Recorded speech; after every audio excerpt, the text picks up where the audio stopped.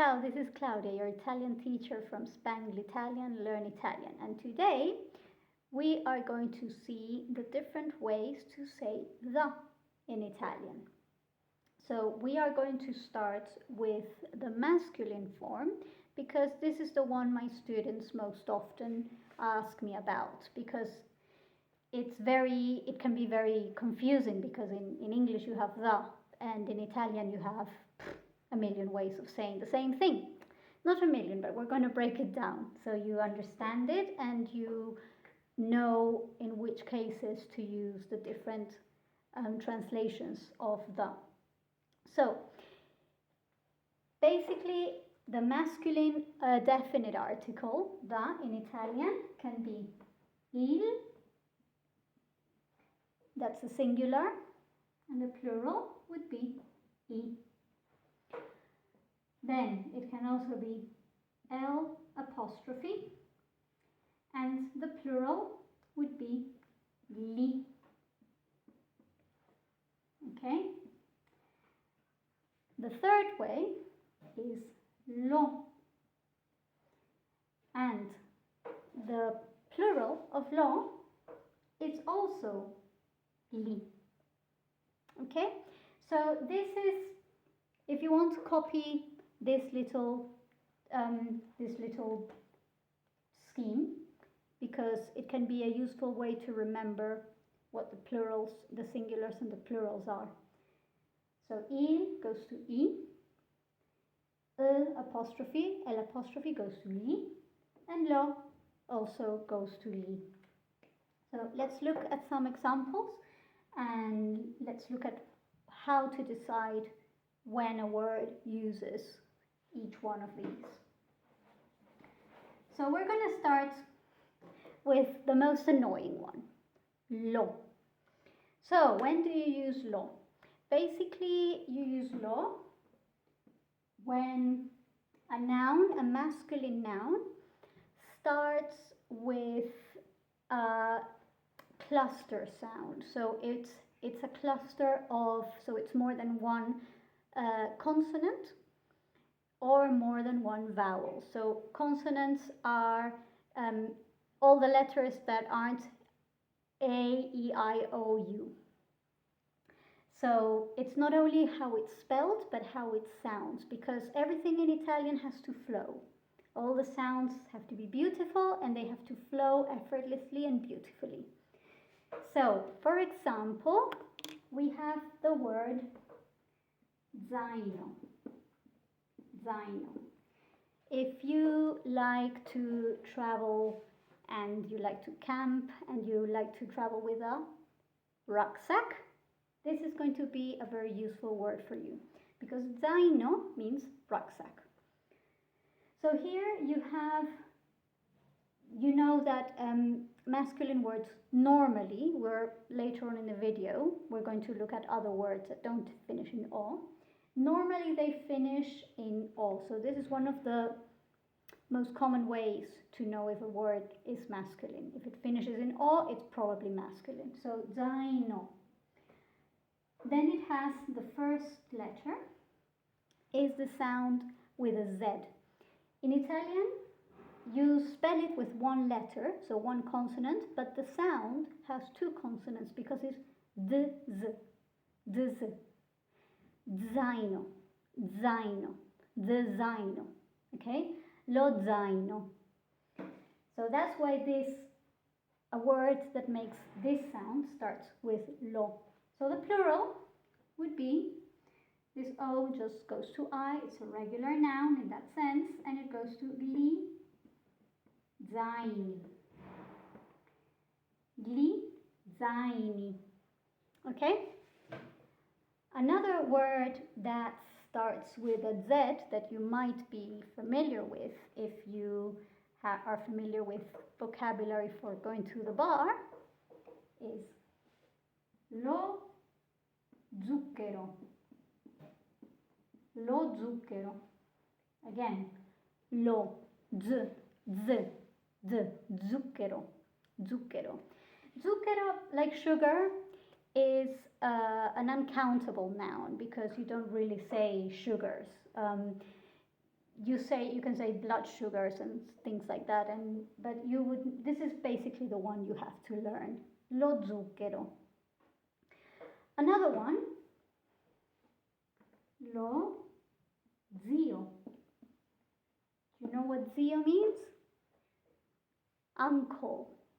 Uncle, another important word for learning Italian, because there's always family involved in Italian culture.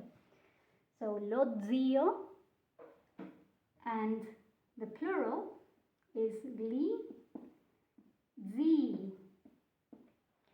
Now, it's not very common that the I at the end of the word doubles, but in this case it does. So lo zio, gli zii. So these are all the words that have a Z. Lo zaino, gli zaini, lo zucchero, lo zio, gli zii. Now, so this is the first case, because it has a sound, a letter that when you pronounce it makes dz. So it's two sounds. The next one is one that has two actual consonants, one after the other. So lo specchio, lo specchio. Specchio, do you know what specchio means? Specular. It means mirror. Mirror, the mirror. Lo specchio. So you have SP. So more than one consonant.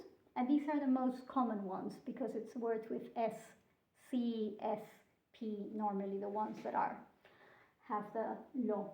Lo specchio, gli specchi. Again, in this case, the double I does not repeat. It just drops the O. Specchio, specchi.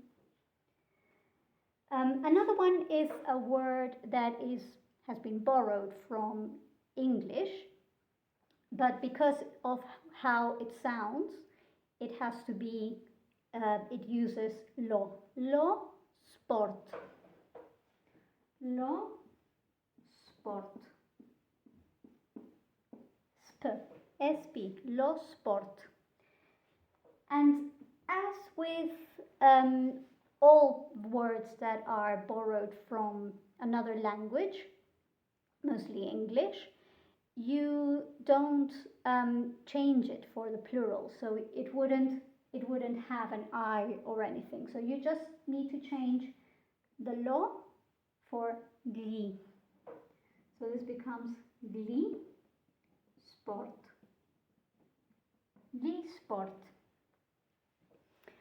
Okay? So these are examples with SP. Other examples of cluster sounds are with letters that are not normally used in Italian. Like, for example, Y. And it also happens to be foreign words. So you have it with lo, yogurt.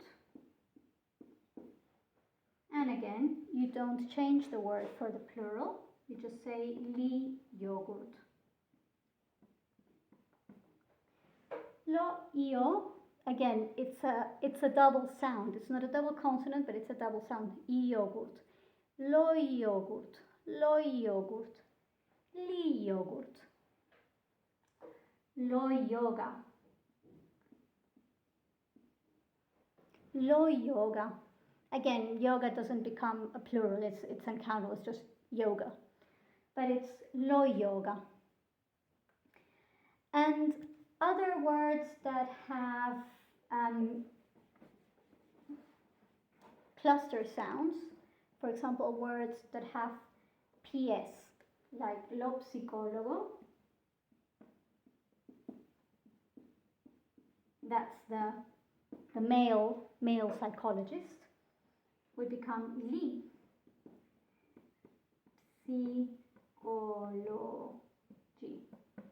Lipsychology. And then you have the other words that have more than one consonant, like maybe you haven't you haven't seen this in the singular. Lo gnocco. So what does this sound like if you make it plural? Gli gnocchi. Gnocchi. So gnocchi. But this is one gnocchi, uno gnocco, lo gnocco. And then you have things like lo gnomo. Lo gnomo, the gnome, pretty easy to deduct. Gli gnomi. Okay, so these are some examples of words that use lo for the singular and gli for the plural. So if you try to pronounce the words with an il, it just doesn't flow. So for example, if you say il psicologo, and again, in here you have to, in Italian, you pronounce both words. Psi, you say lo psicologo, lo gnocco. It wouldn't sound very good to say il gnocco, lo gnomo. Okay, so remember, it's all about sounding beautiful. It all has to flow very well. So we've gotten past the hump.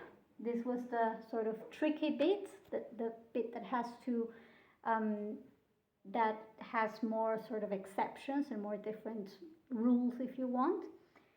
So now we're gonna look at the other cases in which you use the masculine article, like lo, il. So in this case, the words that start with L apostrophe are words that start with a vowel.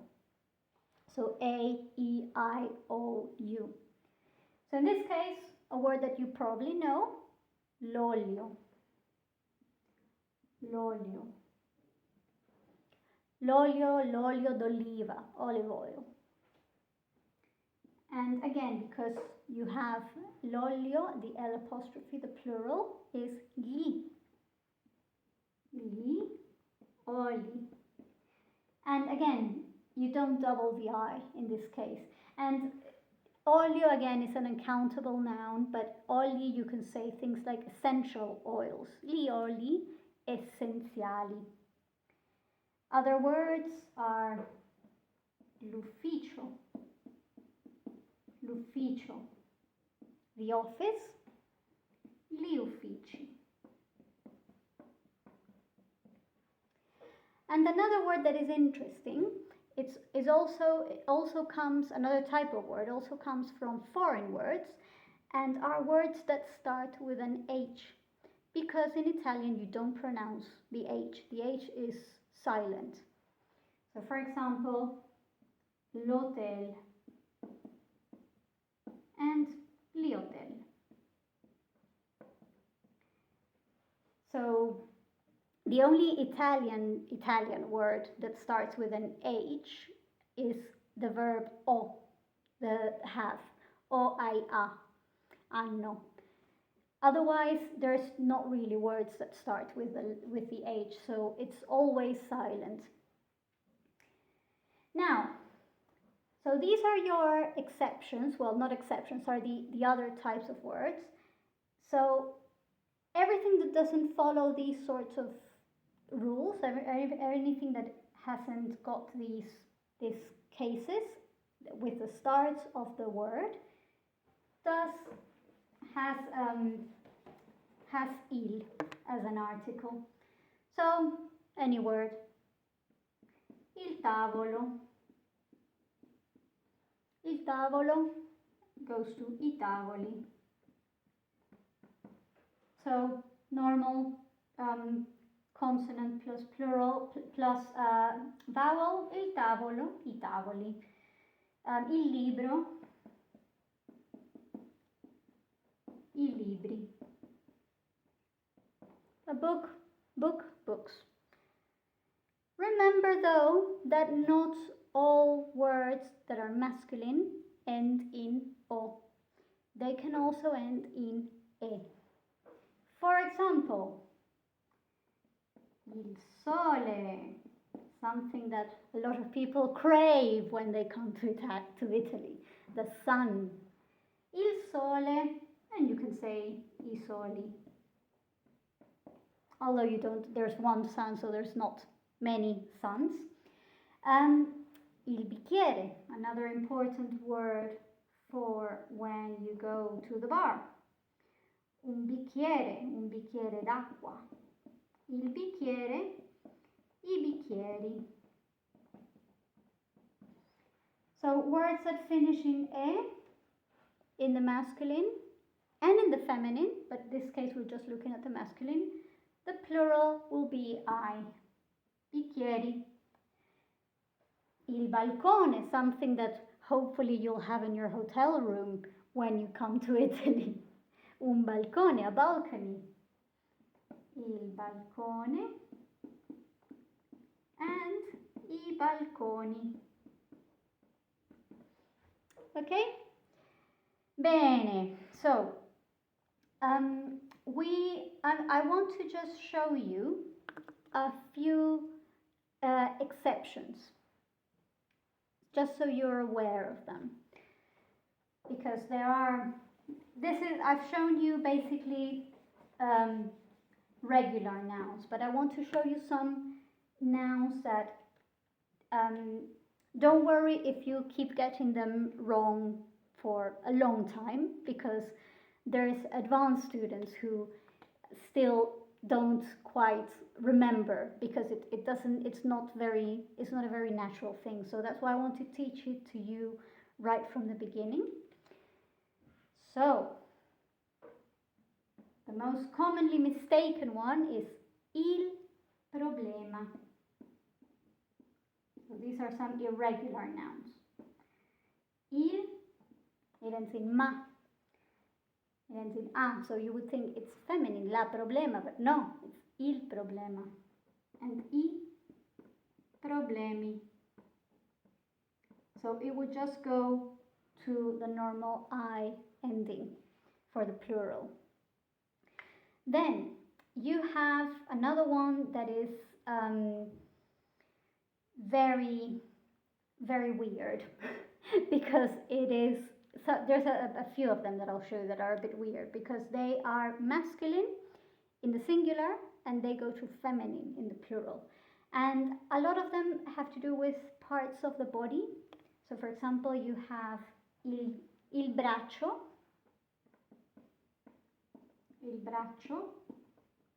arm, the arm, but le braccia. So you have the masculine singular article, and you have le, which is the feminine plural article. This finishes in o, this finishes in a. It's one of those things that you just have to learn, I'm afraid. But it is common in parts of the body. So you also have it with il ginocchio and le ginocchia. Again, il, le, o, a. And this is knees. Okay, so that's it for today. I'm going to see you in the next video about feminine nouns.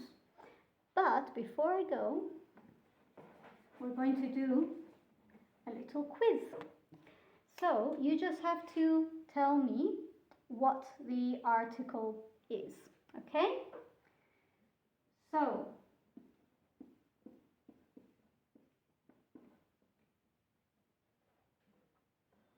balconi. Yes, I balconi, I balconi. What is this next? What's this, the singular for this? Il balcone. Okay. Number 2.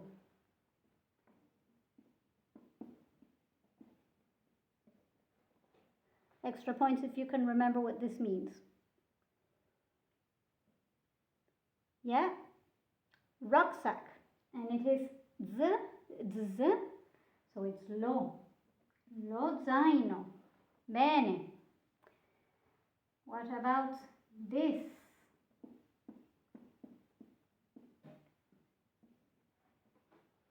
Gonna make you hungry. Yes. Gli gnocchi. Okay, molto bene. So, if you like this video and you'd like to see more like this, subscribe to my channel and tell me in the comments if you liked it and if you know of any other words that you find that you can't quite remember when it's lo, when it's il, and any new words that you've learned. Ok? Ci vediamo alla prossima. Ciao!